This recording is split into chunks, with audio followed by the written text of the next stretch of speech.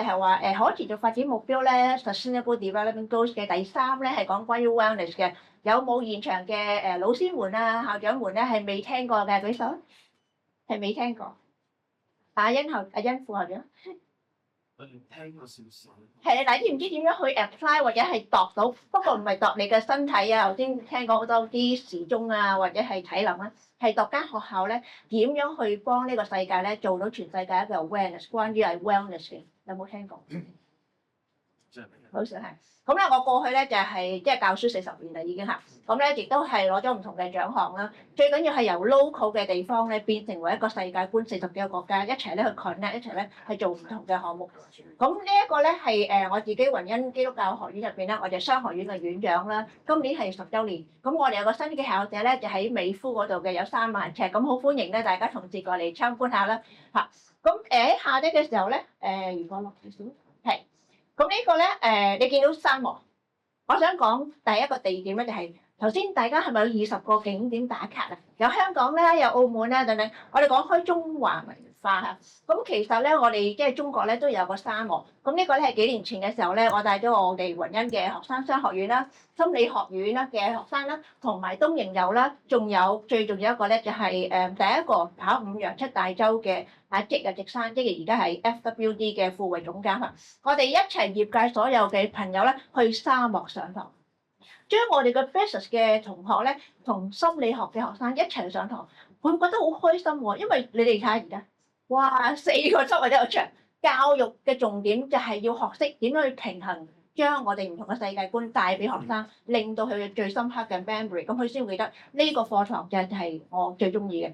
咁呢個你喺度上堂啦。咁其實咧，我過往咧亦都喺瑜伽入邊咧10幾年攞咗健力士大全嘅，咁亦都教咗好多即係唔同嘅有老人家啦，有一啲嘅可能低收入家庭啦等等，令到佢有平等機會去做教育啦，唔單止係讀書啊。咁啊，麻煩係佢 PowerPoint 啊，我。咁又帶出咧就係話第一個景點咧，其實除咗嗰20個景點之外咧，其實我哋就話俾啲學生聽咧，有好多唔同嘅場合咧，都係可以適合做運動或者課堂嘅。我哋要走出唔同嘅地方。好啦，咁我哋嘅 PowerPoint 嘅第一頁咧，咁我知道大家都聽咗好多啦，咁即係我都做一個總結係大致上係點樣嘅。好啦，咁我自己好似頭先恩副校長都介紹下自己啦，我係即係3個功能啦。第一個咧就係教書啦，咁教書咧唔單止係大學啦，亦都係博士學位都有教啦。咁就第二個功能咧就係 UNESCO 啦，咁聯合國教科文咧個總部就 headquarters 啦，喺唔同嘅國家都有呢個 branch 嘅。咁我亦都唔單止係 under UNESCO Hong Kong 啦、Bangkok 啦、Paris 啦，唔同嘅地點我都有幫手做嘅嚇。主要就係教育為主，因為我係教授啦。第二個功能就係點用到科技，咁我咧教呢個 coding 啦、AI 啦，教呢一個好多唔同嘅 big data analysis 擺落去做 business。我唔係教呢個 computing programming， 亦都唔係教呢個 STEM education， 係教 business 係需要用到呢啲 tools 去做我嘅決定，點樣有一個營運模式係最快、最有效，同埋幫到個社會有 social impact 嘅。好，第3個功能咧就係 UN， 即係美國咧嘅香港嘅可持續發展嘅推行嘅個 Pioneer Professor， 自從2014年已經喺唔同嘅國家推行嘅。好啦，咁呢一度咧，我想講咧，你哋個 project 或者 Ella 呢度啦，或者 Sam 啦，主要咧就仲係3啦，就係我哋個健康，除咗頭先講一啲嘅數據教識小朋友啊，做唔同嘅體育活動或者係跑8000步之外咧，其實我哋個身心靈好重要。喺譬如瑜伽點解我專登講呢樣嘢咧？因為我哋個 meditation 咧嘅重點，教識啲學生。頭先阿欣副校長唔揸手機2個鐘頭得唔得咧？我係得嘅，舉手。但係問題就係話，我哋要教識啲學生個手機只不過 tools， 我哋嘅關係嘅建立，我哋要走出個 nature， 我哋要翻我哋自己心，究竟要學識去定睇一樣嘢。點解呢個小朋友可能要3個鐘先做到功課？呢個可能係15分鐘得，唔係因為佢哋嘅 IQ 或者 EQ 所有其他嘢，而係你知唔知你個心夠唔夠定咧？我哋要學識一樣嘢就係要可能係冥想啊，又或者係教識個思維咧，可能係有啲小朋友係 ADHD 等等啦。好，第3啦，第4啦。4咧就係着重入邊下低咧4.7就係知識點去轉移喺唔同嘅，譬如我哋今日有好多體育老師啦，我哋有校長啦、副校長啦，有呢個運動嘅科技界嘅人士啦，我哋好似冇學生喎今日。亦都冇一啲中小企或者冇 NGO 喺度啊。咁我都係半個 NGO 身份嘅。我哋好知道咧，教育層面咧點樣大家互相將一啲知識咧係轉移俾另一個。譬如我哋要教小朋友，頭先話即係運動啦。咁我自己有 yoga 啦，再加埋都係畫家嚟嘅。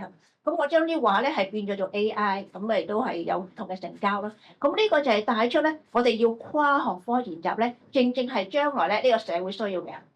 好啦，咁我哋講非物質遺產啦，有 ISTH 啦。咁我哋上個禮拜咧就啱啱做完咗呢個一帶一路嘅頒獎禮啦，同埋呢一個嘅 Quality Award。咁我就係呢個籌委嘅主席啦，亦都係評審嚟嘅，做咗4-5年㗎啦。咁呢啲過往咧，好，所以我由呢個非物質遺產嘅 ISTH，我哋應該睇下呢個社會需要嘅。頭先講咧就係 social。大家喺教育界做咗咁耐啦，成社會影響力係點樣去凝聚翻嚟嘅？社會需要啲乜嘢咧？咁喺 social element 入邊嘅，譬如關於 empowerment 啊，或者頭先講體育老師，我見到好多都係男性喎。咁啊，兩位校長咧，其實多唔多女性係 PE 啊？嗰個趨勢係咪多咗咗？係咪？你睇下瑜伽咧，係咪好多都係女仔做啊？但係又調翻轉冇乜男仔喎，係咪啊？頭先阿欣副校長咧睇個表嘅時候咧，我見到咦比較咧40至49歲，我睇得好快。喺女性從事教育行業咧係上升嘅，但係男性咧係滑落嘅，呢個係最大嘅呢個 key significant喺度。點解會係嗰個歲數係女性係會仍然停留喺教育界，男性已經離場咯喎？咁呢個原因可能都會係一個社會上，所以 social impact 咧係會帶動個社會嘅轉變同埋生意嘅商機啊。咁第二個咧就係個環境啦，我哋會繼續冇個環保啊。譬如教啲學生去做運動嘅時候咧，可能要留意身旁嘅一啲嘅保育嘅活動啦，包括咗文化啦，同埋一啲嘅自然界啦。Governance 咧就會係用一啲嘅唔同嘅區塊鏈啦，好似 Ella 用一個 AI 啊，或者唔同嘅數據咧，係有個透明度，知道啲學生咧嘅表現啊。好，咁呢個咧就係我部分嘅 research 啊，就喺我過往嘅時候咧睇好多唔同嘅研究報告啦，喺2015至到2021大概呢個6-7年入邊啦，有7份嘅 report 就關於呢個亞洲區嘅呢個非物質遺產啦。咁我就仲講一啲闊啲，唔單止係香港啊、中國啊、其他啊。咁瑜伽咧就嚟自於印度啦、Hindu 啦。咁我哋都有譬如頭先講沙漠啦、Mongolia 亦都有佢自己嘅文化嘅。我哋最重要咧就係當頭先嗰個評當標準啦，跟翻呢個計劃，佢哋去打卡點。咁其實我個個都睇過啲相喎，佢哋啊呢度好靚啊，可能爸爸媽咪叫啊你屋企喺度做個動作嘅影張相咯。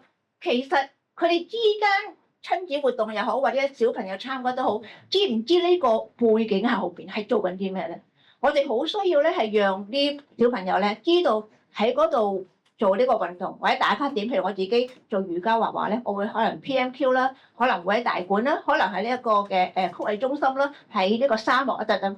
其實我哋係要知道嗰個地方嘅社會嘅 public value， 呢個非常緊要。如果我一陣去呢個戲曲中心喺對面嘅，咁我要做個動作瑜伽係紀念或者係諗一諗，咦，將自己好似 immerse 入咗去啊！原來嗰時啲人咧整嗰啲木偶公仔咧係咁得意咁，用條繩咁拉下喎，即係你要一定要投入喺當時嗰個文化想像係點樣嘅，然後跟住就 connect 翻。我而家做呢個動作係做咩好咧？做拉筋啦，定話跑步？咦，跑得好快！我會唔會諗起非洲某啲喺沙漠度喺度跑步？即係一定要有個 reconnectivity。